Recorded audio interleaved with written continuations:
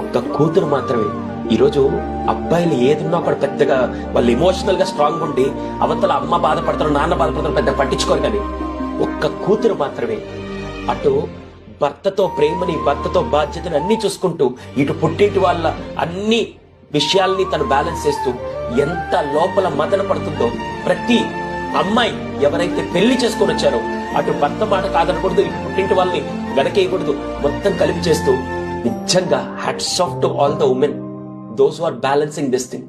అది ఒక్క కూతురు మాత్రమే చేయగలుగుతారు.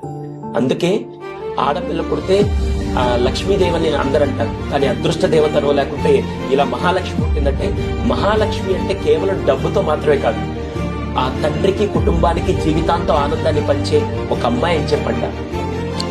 చెప్తుంటే కన్నీళ్ళు ఆగలేదు.